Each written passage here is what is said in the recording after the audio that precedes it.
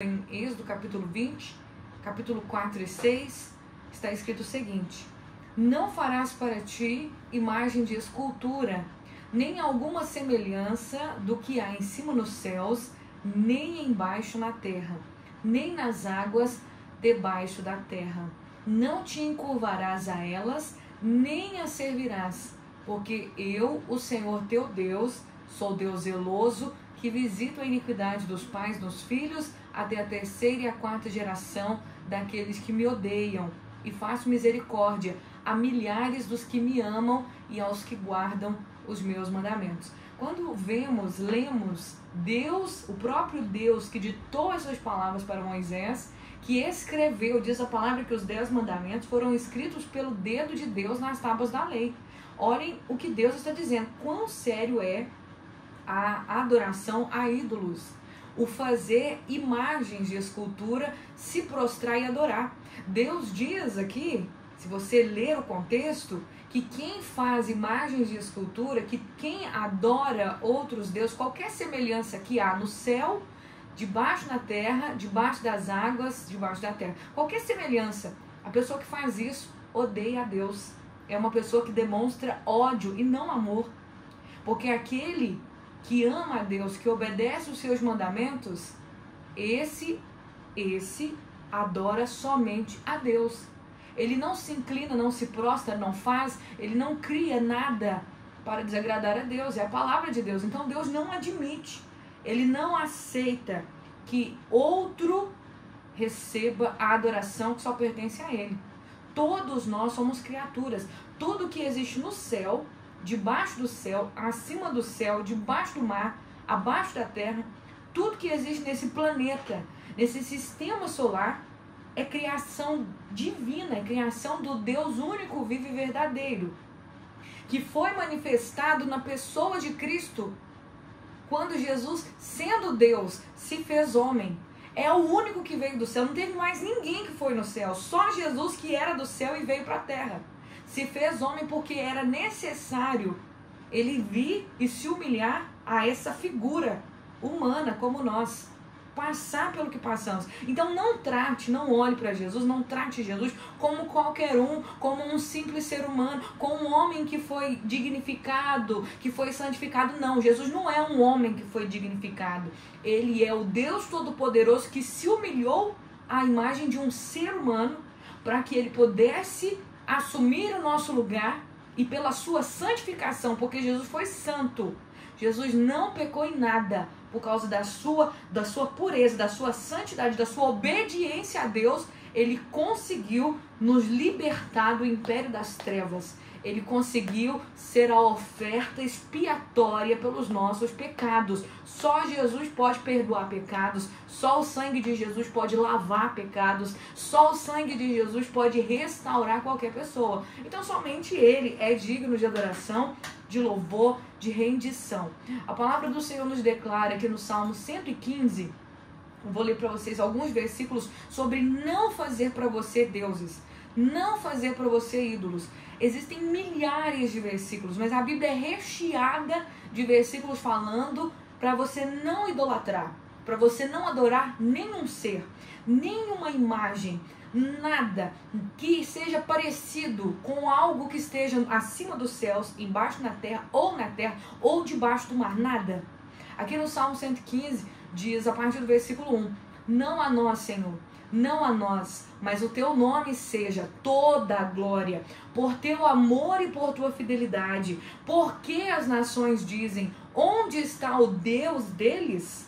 Porque as nações acham que o nosso Deus é igual a todos os outros. Não, existe um diferencial. Versículo 3, o salmista declara, nosso Deus, com D maiúsculo, está nos céus e faz tudo o que deseja. Seus ídolos não passam de objetos de prata e ouro, formados por mãos humanas. Tem boca, mas não falam. Tem olhos, mas não veem. Tem ouvidos, mas não ouvem. Nariz, mas não respiram. Tem mãos, mas não apalpam. Pés, mas não andam. Garganta, mas não emitem som. Aqueles que fazem ídolos e neles confiam são exatamente iguais a eles. Ó Israel, confie no Senhor.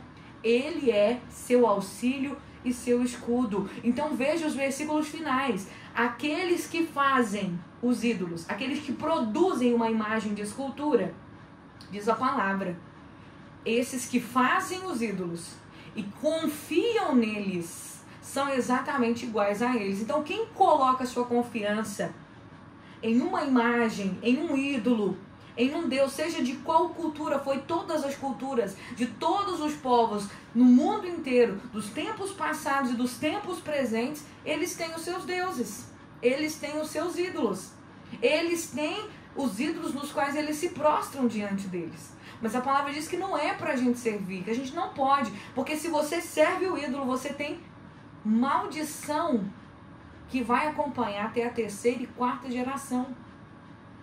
É demonstrar ódio para Deus quando você reverencia o nome de outro, porque não foi o outro que criou. Eu amo os apóstolos, eu amo Maria, mãe de Jesus, eu amo homens santos e mulheres de Deus que são um referencial de fé para nós, venceram o mundo presente, venceram suas dificuldades, mas eles não são dignos de ser adorados. Eles não podem interceder por nós. Eles não podem levar para Deus nada, porque eles estão dormindo no Senhor. Eles estão aguardando a ressurreição. Só Jesus subiu nos céus. Só Jesus subiu às mais altas alturas. Só Ele está sentado à direita de Deus. Só Ele pode levar a minha oração e a sua oração para Deus. A Maria, por mais mulher de Deus que ela foi, sim, bem-aventurada foi ela. Que felicidade, que graça, carregar dentro do ventre o Filho de Deus. Que mulher abençoada e que desafio ela enfrentou de aceitar ficar grávida, estando noiva e sendo virgem. Que desafio. Ela foi uma mulher de muita fé. E ela nos mostra que nós devemos dizer sim para o chamado de Deus. Mas ela também foi salva pela graça de Cristo. Ela também foi lavada, remida no sangue do Cordeiro, porque também ela era uma pecadora, mas o filho que ela foi comissionada a carregar no ventre, a criar, para que ele pudesse cumprir o propósito eterno que ele mesmo planejou, que é de nos resgatar, esse mesmo plano alcançou ela, essa mesma graça alcançou ela. E ela está aguardando como todos aqueles que morrem em Cristo. Nós morremos com a esperança de que Jesus vai nos ressuscitar, porque foi essa promessa que Ele nos fez. Vocês vão morrer acreditando que eu vou vir e vou chamar vocês dos mortos. E é essa promessa que todo irmão e toda irmã, quando morre em Cristo, eles morrem esperando esse momento. Vou morrer aqui, mas eu tenho certeza que naquele dia Jesus virá nas nuvens e Ele vai me ressuscitar. E é o que vai acontecer. Todos os mortos ressuscitarão primeiro. Primeiro, diz a palavra que eles vão ressuscitar primeiro. Eles vão encontrar com o Senhor primeiro. Depois nós, os que ficarmos vivos no arrebatamento, aí nós seremos transformados, mas a prioridade vai ser daqueles que morreram em Cristo. E aí esses homens e mulheres santos e santas de Deus, eles também vão ser ressuscitados, mas até então estão dormindo no Senhor. Eles não podem interceder por nós. Então não adianta clamar por Maria, não adianta clamar por Paulo, por João, por Pedro, por José, por Antônio, por Tiago, por outros e por fulano. Não!